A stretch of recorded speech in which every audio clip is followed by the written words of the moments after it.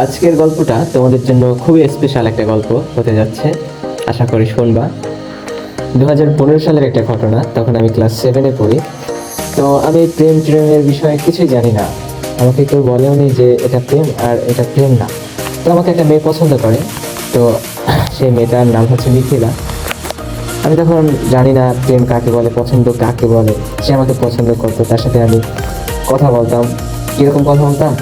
আমি আমার বড় ফুপিদের বাসায় থেকে পড়াশোনা করি, ক্লাস 7-এ পড়াশোনা করি তাদের বাসায় থেকে।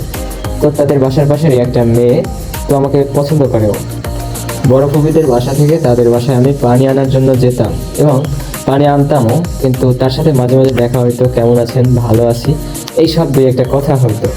কিন্তু এই কথার পিছনের রহস্যটা তখন আমি বুঝি না। তখন সেও ক্লাস 7-এ পড়ে। ক্লাস 7 থেকে পরীক্ষা দিয়ে যখন আমি ক্লাস 8-এ পড়ি 2016 সালে, তখন আমি আমার দাদা বাড়িতে চলে আসি এবং আমার বড় ফুপির ছোট মেয়ে আমাকে জানায় যে মিথিলা একটা চিঠি দিছে তার হাতে, সে যেন না খুলে, এটা মিথিলা বলছে এবং ওই চিঠিটা সে আমার কাছে দিতে বলছে। বড় ফুপির ছোট মেয়ে সে তখন মনে মনে প্রশ্ন করে যে কেন, এই চিঠিটার ভিতরে কী এমন আছে।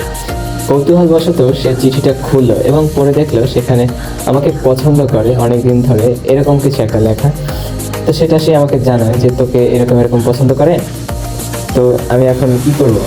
আমি তো আমার অগত বোনের কথা শুনে বড্ড হাসি পেলাম। আমি অনেক হাসলাম যে আমাকে পছন্দ করে। পছন্দ অপছন্দটা আমি তখন বুঝি না।